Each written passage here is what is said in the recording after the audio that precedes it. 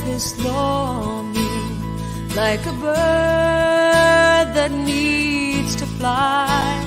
I've been captured by indecision, but I was born to sail the sky, and I will fly on wings of eagles. I will sail on wings of change, unencumbered by the past. I face the new day unafraid. Life is rich with possibility.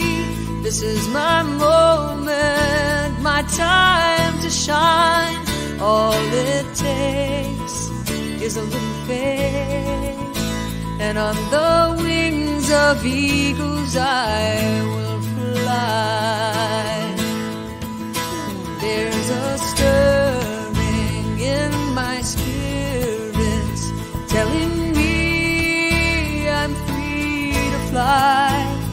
There's a small voice, I can hear it telling me it's time to try, and I will fly on wings of eagles. I will sail on wings of change, unencumbered by the past. I face the new day unafraid. Life is rich with possibility. This is my moment, my time to shine. All it takes is a little faith, and on the wings of eagles I will fly. Oh, I am ready to let go of the fear that held me back. I am ready to spread my wings and make a difference that will last. And I will fly on wings of eagles. I will sail on wings of change, unencumbered by the past. I face the new day unafraid. Life is rich with possibility. This is my moment, my time to shine. All it takes is a little faith, and on the wings of eagles I will fly. All it takes is a leap of faith, and on the wings of eagles I will fly.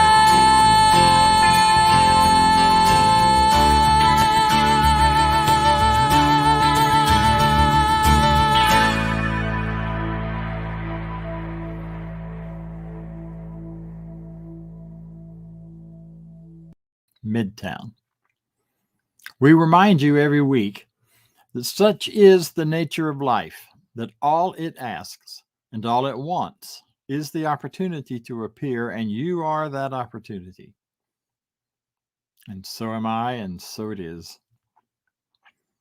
What that means is that you are an individual expression of an infinite idea, of an infinite power and light and life moving through you. So we honor you, we welcome you. We are pleased and happy that you've chosen to spend this time with us, because you're bringing to us through your presence, through your attention, through your participation, the very essence of life and God itself, multiplying and expanding and spreading it out. So whatever you've been through up until today, whatever you've done, whatever you've been thrilled about and joyful about and frightened about and serious about, we honor you. We recognize you for who you are. And so whoever you are, however you self-identify, whatever your sense of yourself is as a human being, as a person in time and space, however you would put that together, we honor it and we welcome it. Whatever your sexual preferences, whatever your gender identity, all of those variables now that are becoming more and more complex as we identify ourselves in the world. Race, ethnicities, on and on it goes. Political party, all of that. We welcome you and we honor you. And we're glad you're here and we're glad you're an awake, alive, thinking person. We are a center that stands on principles of new thought, principles of the science of mind. And here are the declaration of principles that was written by our founder, Ernest Holmes. I believe in one God, one absolute power and first cause to all things. I believe that this power is perfect love, and it creates out of a desire to express love. I believe all thought is creative, and how I choose to think creates my personal experience. I believe in the unity of all life and the immortality of the individual soul forever unfolding.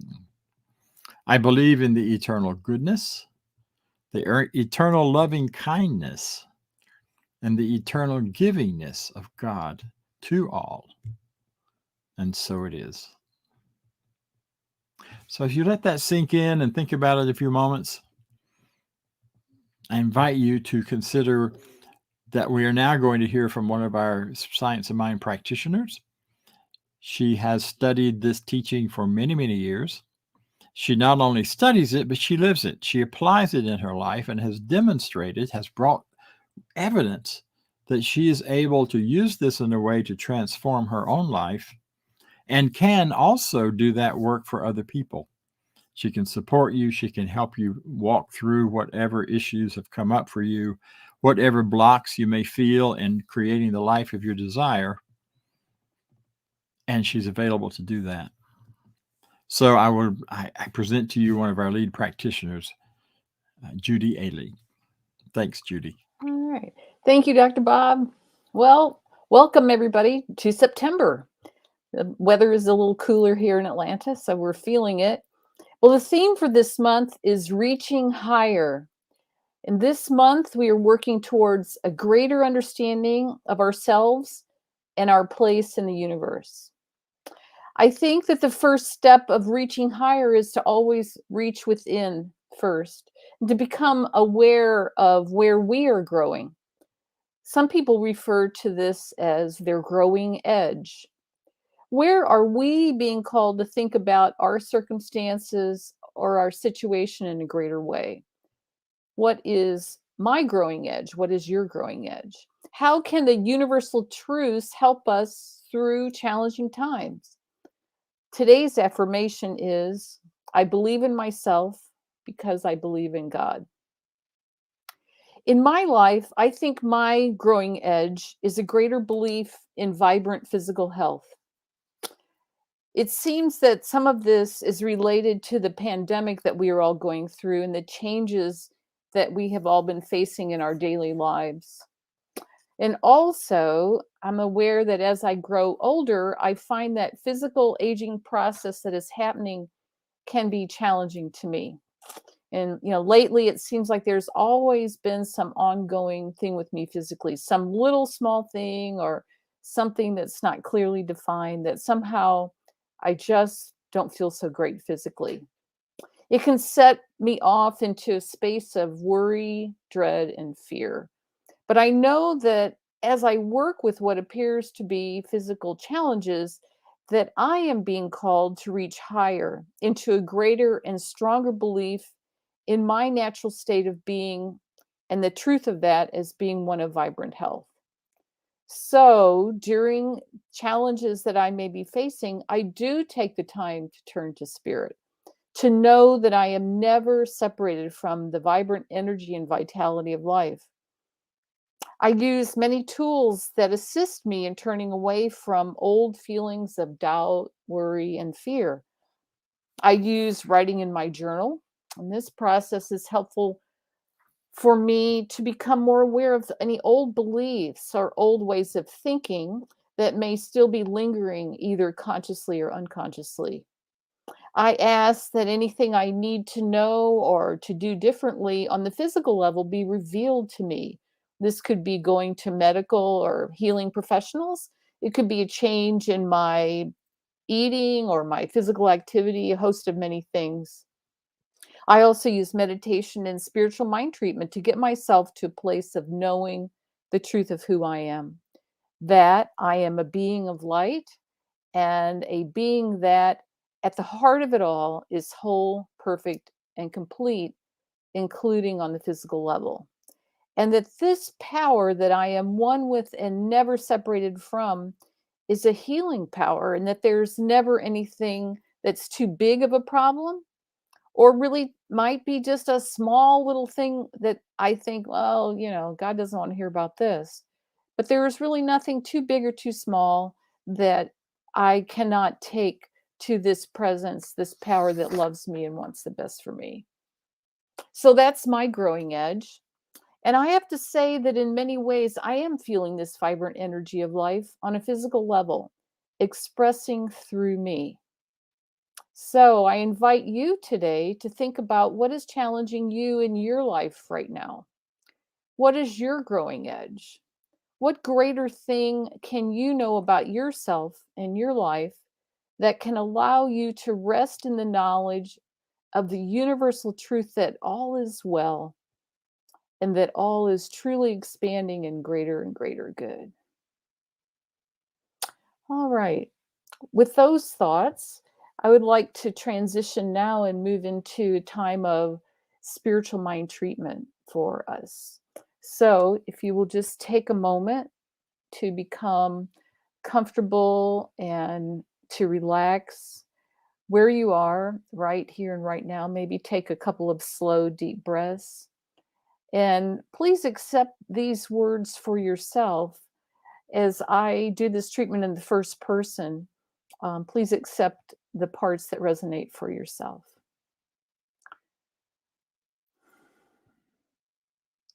I know that there is only one power and one presence operating in the universe, period. That this power, this presence is everywhere. And it is a power for good. It embraces and covers everything. It is in everything. It expresses through all of life. I know that I am completely immersed in it, that it fills me, that it animates my life. It's the very beating of my heart. It's every cell in my body functioning in absolute perfection and vitality. That this is a power and presence that is love, that is peace, that is endless possibilities and prosperity, that is new ideas, that is just absolutely desiring to express through each and every one of us in greater and greater ways. And as we bring our awareness to the truth of this presence and this power, and as we bring our awareness to the reality, to the ultimate reality of this good in our life, that this power, this presence, this energy, this spirit is only desiring to express through us in greater and greater ways. So we just accept the truth of that and we allow it to express through ourselves. And that as we do that, we know that we can overcome anything that maybe appear to be a challenge or appear to be anything different from this ultimate reality of good. So in my mind, I just turn away from any idea of weakness, of struggle, of strain, of lack, of limitation, of worry or stress or fear that things aren't so great, that there is any truth in this whatever that is that might be appearing in my life. I just turn away from that and instead know and embrace this power, this presence for good, this transformative love that absolutely wants the very, very best for me in my life in every single way. So I just affirm and know that today that this service is grounded in principle, that the words that we hear today are the truth, and that this broadcast reaches many people. It touches hearts and souls and minds throughout this universe. So it is with great thanksgiving that I know that this is a truth in my life, that this is a truth for us today as we join together and hear this message and connect in our hearts. So I'm grateful for this. I release this treatment now, and so it is. All right. We now go to our next musical selection, which is Lullaby Alegra, Reaching for the Stars, performed by Karen Novy. Thanks. Twinkle, twinkle, little star, how I wonder what you are.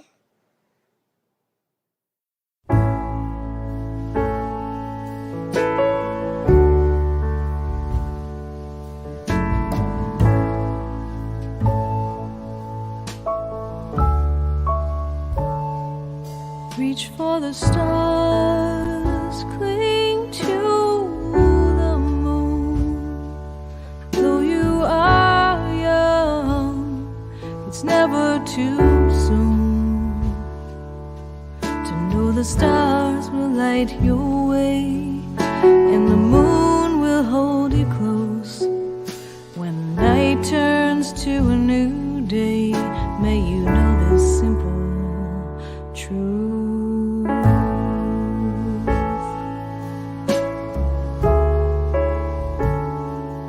Reach for the stars, cling to the moon.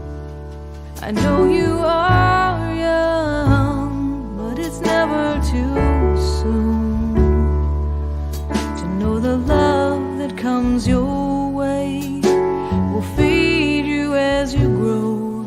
And when the night has turned to a new day, may you always know what means the most, and reach for the stars. Reach for the stars. 'Cause Grandmother Moon, she'll guide you through. Hey, yeah. Darling, reach for the stars.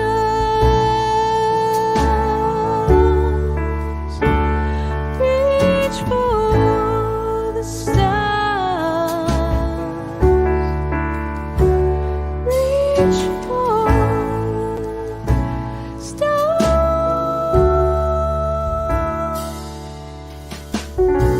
'Cause I know you can touch the sky. I know you can touch the sky. I know you can touch the sky. I know you can.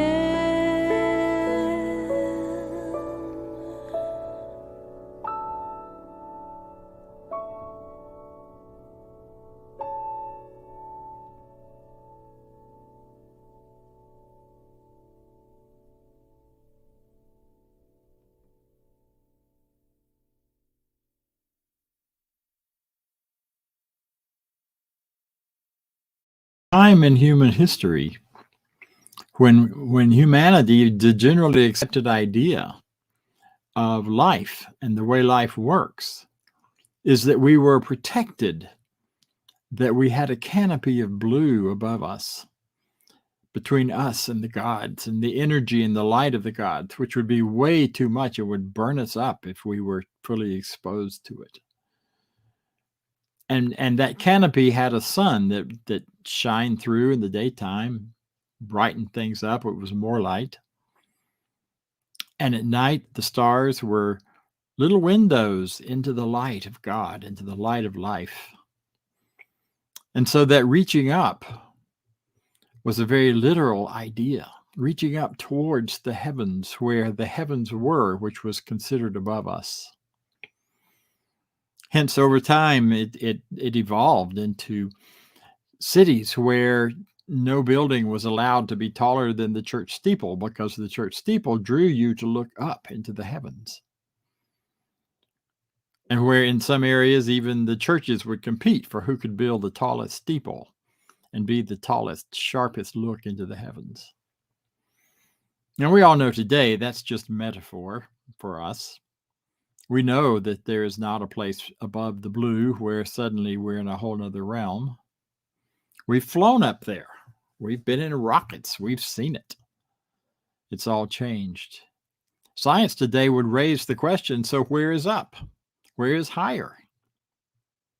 On a planet that's spinning at amazing speed, and you and I are flying around it, and also catapulting around the sun and spiraling around a galaxy, which is spiraling around a universe, up doesn't have a whole lot of meaning, literally and scientifically. In fact, when you think about that really seriously, up only makes sense if you have a limited perspective, if you bring your perspective down to one point in time and space. If your point of view is limited to this time and place, and I can tell up is up there. If I try to get up there, I ain't going to make it. Or if I can only go so far. If I go up there and jump off of something, I'm going to come back down here. I know you guys know all that. I just think it's important. And one of the beauties of this science of mind teaching is that we take science and spirituality, science and religions, and we unify it. We don't ask you to check your mind at the door. We don't ask you to set aside science in order to be spiritual, because the two are united and linked together. We are scientific about our spirituality, and we take science from a religious standpoint, to look at it very religiously as a part of the very nature of life. For so many centuries, those two were pulled apart and separate. Not anymore. So where you are in real time helps a lot in understanding what's up, what's higher. See, and the truth, though, is when we get out of this world of appearances, of forms and shapes and time and space, and we consider who we are, there is no up or down. See, you're part of the consciousness of spirit, the consciousness of God, a universal field of energy and information with points of energy and information, and you're one of those points. You're one of those places in the cosmos where when we understand more and more about how it works, and we look at quantum physics and all of the other theories that are spinning around and coming out of that, we recognize that we are not in any way separate from any of the rest of it. We are part of the one. And the same energies that create universes and that create stars and planets and create us. Everything in our bodies physically is made of the same stuff that the planet we walk around on is. The energy that drives us is light. It's solar energy. You're a solar operated being that draws all of your energy from the light within and from this great consciousness that you're part of. So in that world, the idea of higher and lower just suddenly loses much meaning. The same idea as of reaching. There is no reaching within consciousness. Now, yes, you can have the concept, I'm reaching for a better idea, and that's not a bad thing. But the truth is that better idea is already right there with you. That greater vision and view of who you are, you may not be aware of it, but it's alive and well in you already. That's how we can say that everything you need, everything you want, is already available to you. You've already got it. You don't have to go get it anywhere. Love is not a commodity you have to buy in a store or you have to go get from somebody by giving them something. Love is available within you already. Falling in love, being in love, it's already yours. You just get to find somebody to share it with. And the same is true with prosperity, and the same is true with all parts of our lives. What we need to do is kind of using an old biblical term that does have some meaning today, and that is repent. No, it's not about beating your chest and feeling bad about yourself. It is simply repent, simply means turn the other way. So it's stop looking outward for your power, for your solutions, for your better ideas, and turn and start looking inward. Turn to that place within. Ernest Holmes says this about it. He says, we experience good and evil, higher and lower, when we perceive a presence of duality instead of unity. And I would add, if we speak from the point of view of spirit, there can be no opposition to it. So that whole idea is to take within us, to go within, and to turn from the idea of different parts and pieces into the idea of the unity within us. The idea of the oneness that we are. And if you meditate or if you spend time in contemplation, you know that when you go deeply into that, you feel a sense of connection with the air around you, with the chairs you're sitting in, with the energy of space, with the energy of other people and the lives that are connected to you and connected to part of you. We do talk in here often about duality. Holmes just referred to that. It's the duality that distracts us from the truth of ourselves. And duality is like hot and cold, light and dark, often what we call good and bad. But consider this. Hot and cold are not two different things. There is no way to create cold as a thing itself. Cold is simply the absence of heat. So hot and cold are just a continuum of measuring the heat in any given thing. Heat is real and is measurable. Cold is not. We measure cold. We call it cold based on how little heat there may be. The same thing with light and dark. You can't turn on a dark bulb. I've tried. Can't do it. Even black light, so-called, is still light. Light and dark is simply a measure of the presence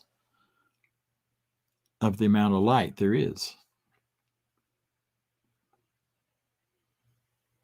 That's duality. That's seeing the two as if they're separate and not recognizing they're two sides, two parts to the same thing, or a continuum of measurement and expression. The same thing with good and bad. So-called good and bad. Bad is simply a measure of the presence of or lack of presence of good. How much good is present in a thought, an idea, a life. So what difference does this make? How do we use this? In this whole idea, the metaphorical idea of reaching higher, the metaphorical idea of something greater for us. And I invite us to give some thought to something a little more close to home for each of us, not quite as abstract and out there in the universe as I sometimes get carried away with. And think about this, and this is also from Ernest Holmes. He says this, he says, there is a God power at the center of every man's being, every person's being, every human being's being. A presence that knows neither lack. Now get this, there's something within you that knows neither lack, limitation, nor fear, sickness, nor disquiet, nor imperfection. Wow. It's already there within you. You don't need to create it. It's a part of the hardware you came with when you showed up on the planet on that wonderful day that you dove into time and space out of the ethers, wherever you came from. And so it's alive and well within you. No matter what you've been through, no matter what you've experienced, no matter how difficult or hard your life has been, it's there. It's always present. It's part of that thing we turn toward when we turn from looking at the world of experience, the world of events, all of that, into that inner world of consciousness. We turn toward that awareness that there's something within me that's constantly shouting into my being, all is well, you're okay. Some would say you're a forever being. Here's the but. But because everyone is an individual, anyone can build a wall of negative thought between yourself, myself, and our perfection. Now, sometimes we build that wall consciously in response to our experiences and also in how we think and what we choose to believe.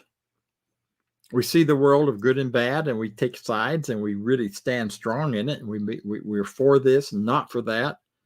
We create a dualism in our own life, consciously and intentionally.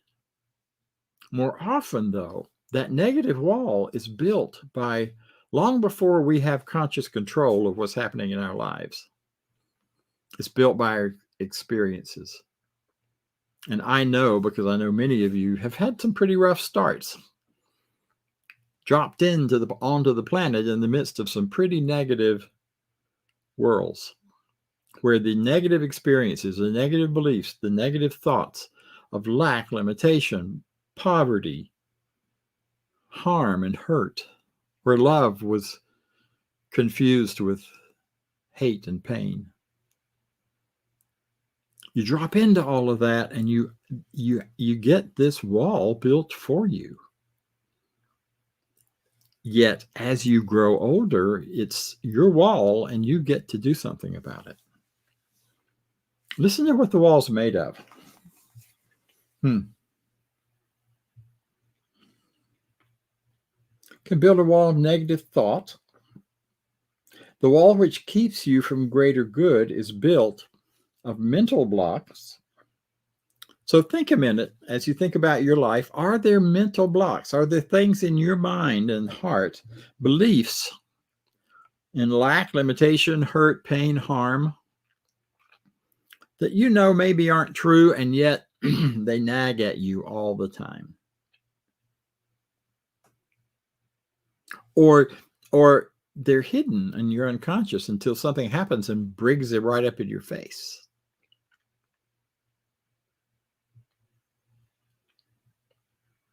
And shows you, oh gosh, this is a block.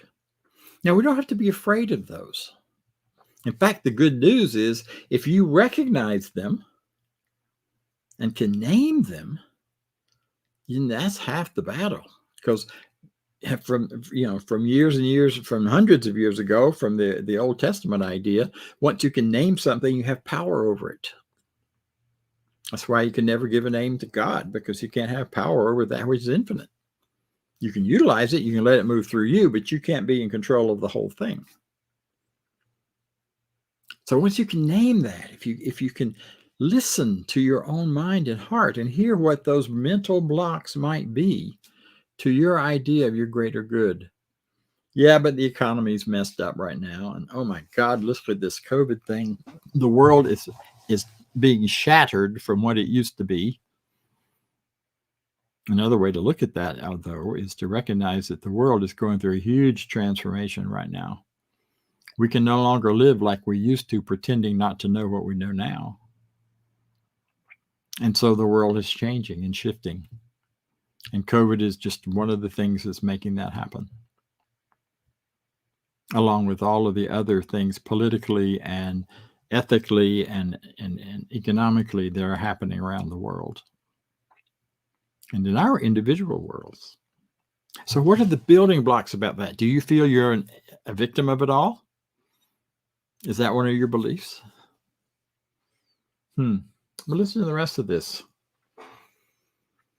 Those mental blocks are cemented together by fear and unbelief. Fear is a huge, huge issue. False evidence appearing real. It looks like this thing is out of control. It looks like the human race and the planet may destroy itself. All these horrible things you can read and hear about right now. And I'm not saying they aren't factual, but I'm saying I have a faith that's bigger than that fear. And I invite you to consider that. Because in truth, if you and I are, as I believe we are, individuations of powerful good in the universe that is flowing through us, an infinite power, we already have within us the core building blocks for safety, for creativity, for love, for a presence that knows nothing about lack and limitation.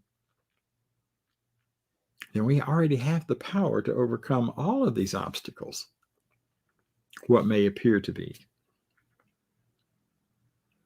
So fear and unfaith are what bind all of that together. And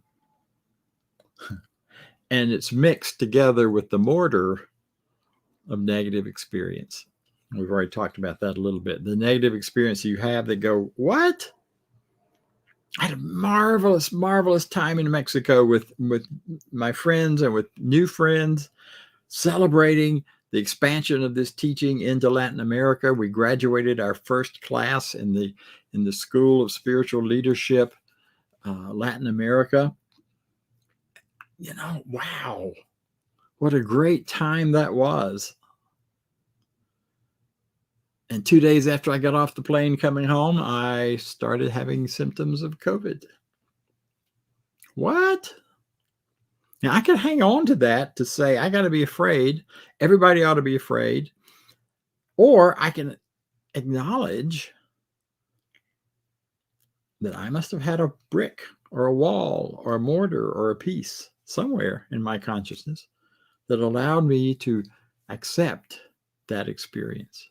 I will tell you, thanks to having been vaccinated, I had a much less of a problem with COVID than many people have. Never ran a fever, never went to the hospital, never had to or came close to it. Always had good oxygen and all those things happening in my body. And the plus side, it gave me about 3 weeks of rest, where the only thing I had to concentrate on was self-care. And what I learned out of that was a whole nother level of what self-care really means and how to live it. And recognition that self-care also means I'm caring for everyone else when I do that. Self-care meant I stayed inside and I wore a mask anytime I was around or exposed to anyone else, even for a moment. I never got close to anyone else. Self-care meant really listening to my body and doing what it was calling me to do. Eating when I felt like eating, not eating when I didn't. So somewhere in this model of the wall, I had a brick.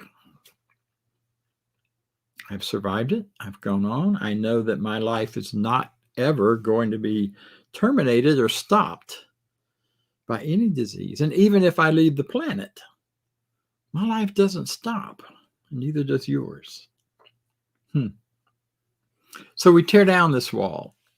And we tear down this wall in a number of really interesting ways.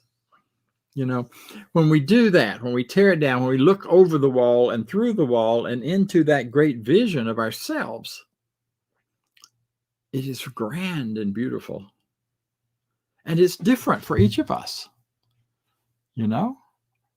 My vision of the grand and wonderful may not match yours, nor should it. For my version of the infinite living through me includes connecting with people all over the world, traveling and seeing and experiencing different ethnic groups and different cultures and the way they think and live and express. For some of you, that would be anything but a joyous idea. The grand idea is to really build a nest, a home, a place, and grow it and live it and experiencing it, and go as deep as you can in relationships with those people you see over time, every day, every week, every year. See, if we didn't have all of this, we didn't have both, we didn't have every version of goodness that you can imagine for yourself, the world would be a lesser place, would not have the same good available to it that it does. But I do think there's some common elements. I do think there is an element of awareness of financial security that is part of this grand vision once the wall is breached. That we can live knowing our prosperity is secure because it doesn't come from anything dualistic, anything on the outside, anything in form. It comes from our own consciousness, our own spirits, our own knowing that we are well taken care of by an infinite power that brings support to us from places we have yet to even imagine. We have relationships that bring us great joy, and we see those relationships joyfully and freely. You have health and vitality, and your health and vitality, as Judy pointed to, comes from within you, comes from the awareness that it's already there. And whatever interferences you've had or whatever things you've hit the wall with, that wall can be released so that the joy and vitality can be there and be seen and experienced no matter what. You have gifts, things you want to do and be and experience, right? Things you want to share with other people, a difference you'd like to make in the world. Those gifts that you are. We're all pulled toward giving. We're all pulled towards sharing. We're all pulled towards connecting in community. And however that is, that vision, that view over the wall is there for you, no matter what. Yeah, embracing all that you love and care for. So how do you do it? How do you get through that wall and begin to develop a greater vision? How do you obliterate the wall? You don't have to understand every brick. You don't have to understand every bit of mortar. You don't have to do all of the minutia of that unless it keeps coming back, and then you need to take a closer look at it. But we obliterate the wall with our word of faith, with our word of trust, if you prefer that word, of our word of trusting the power within us to know better and to find solutions that we may not have thought of before. So when you speak your word to yourself, to your own inner consciousness to say and declare that there's a presence and a law, perfect law, a law of cause and effect, a law that the outside has to match your insides, that is irresistibly drawing to you everything you need to be happy, everything you need to achieve that vision of you beyond the wall.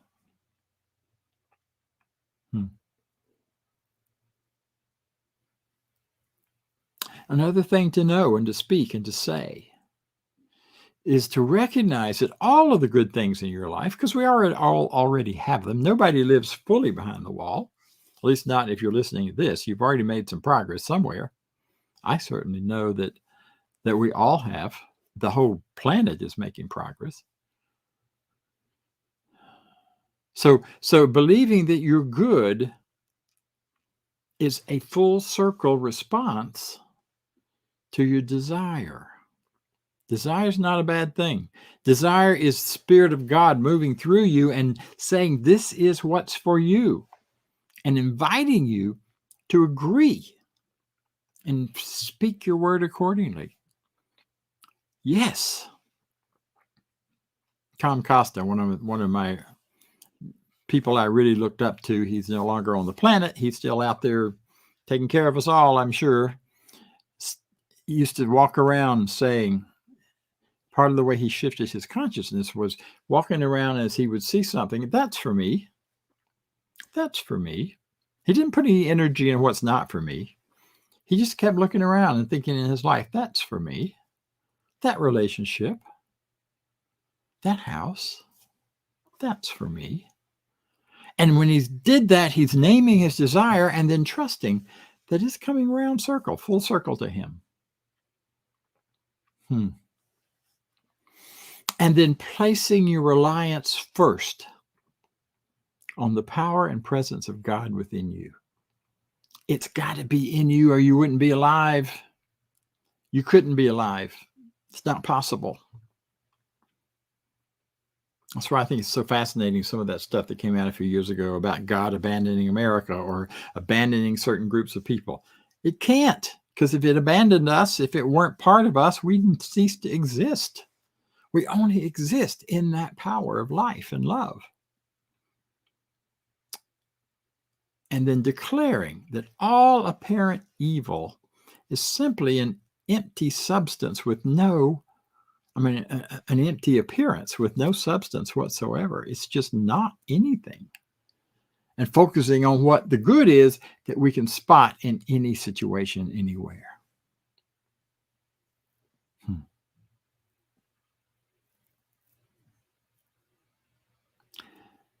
We cast out all fear by our faith in the good, in the God, if that's the word you like, or in life, or in the cosmic connections, the cosmic field of energy and information that we're all part of.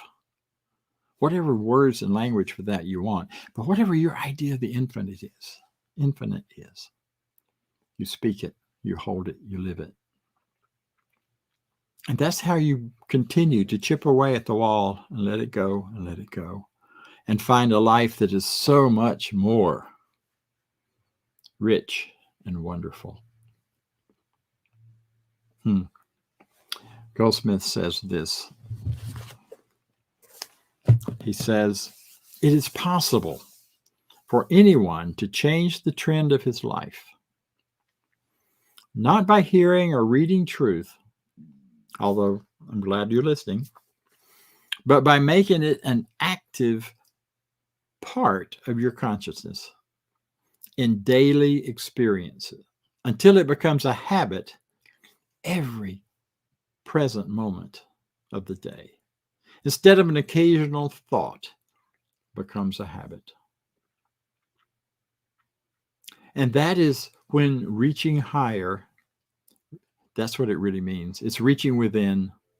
It's choosing to turn within and open ourselves to the great truth of who we are and of what we are and of what you're here to do.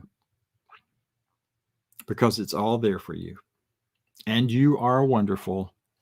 So am I. So it is. Thank you.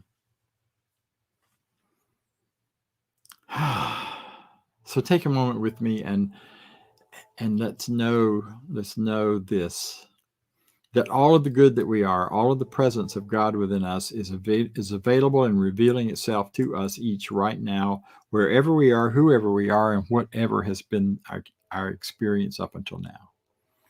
We stand in that truth. We ask and could declare again and again, something within me knows what to do. Something in me knows how to live. And I listen to it. I commit to it and I allow it full reign in my life. This is my reality and this is my truth. I let it be, and so it is.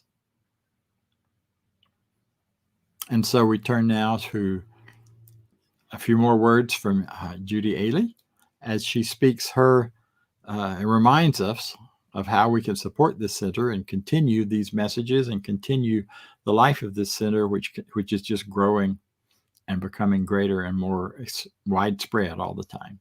So thank you, Judy. All right. Thank you, Dr. Bob. It's so great to have you back. And You're looking good, and we're just grateful for you. I want to thank everybody, first of all, for the support that they provide to our center. We are a prosperous center, so we are grateful for your continued support. And if this is one of the places where you get your spiritual food, we invite you to support our center in a way that feels right and perfect for you. So you can find the links to our to be able to give online at cslmidtown.org. So we just invite you to do that now. Remember, we don't, in the old days, they used to say, give till it hurts. No, don't give till it hurts. Give until it feels good. So that's what I'm going to say about that today. So if you'll join me now in our affirmation for prosperity. Let's see if we'll put that up on the screen. Here it is. Affirmation of prosperity. I live in a universe of abundance. As I freely and joyfully give, I join in the divine flow, and all that I share with life returns to me multiplied abundantly, and so it is. All right. Well, thank you very much. Move on to announcements. Bye. And it's time for everybody's favorite fun game, announcements, announcements, announcements. Hey, stay in touch with the Center for Spiritual Living Midtown through our newsletter. Get one email a week, letting you stay informed. And please subscribe when visiting YouTube to our YouTube channel. Those subscriptions go a long, long way. And while you're on your social media, why not give us a like and a share on Facebook? Let your friends know what we're doing. Invite them to come watch our services with you. And join us on our Zoom room throughout the week. We offer a variety of Zoom interaction opportunities each and every week here as part of the Center for Spiritual Living Midtown. 10 a.m. Sundays, our discussion group around the 365 Science of Mind book. Every Sunday, 12 noon Sundays, our community fellowship immediately following our Sunday services, and 12 noon on Tuesday, our online empowerment opportunity. The access information remains the same for all of our Zoom experiences. If you need access, please visit cslmidtown.org and you'll find access information on our website. Join us on any of our Zoom opportunities throughout the week. And while you're with us, be sure to connect with one of our professional practitioners. These are folks that are highly trained to support you along your spiritual journey. You can learn more on our website about our professional practitioners. Just head over to cslmidtown.org, click on About and Practitioners. Then you'll see their bios and a way to reach them and learn a little bit more about each of them. And please send us your prayer requests. Click on the Home tab and look for Affirmative Treatment Prayer Requests.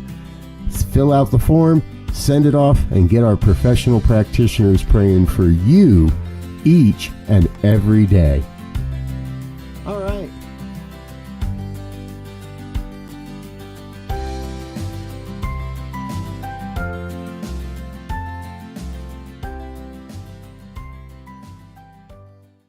About a month ago, a little over a month ago now, probably in July, we announced that starting in September, we would like to come back together in person for those who are available to do so here in the Atlanta area.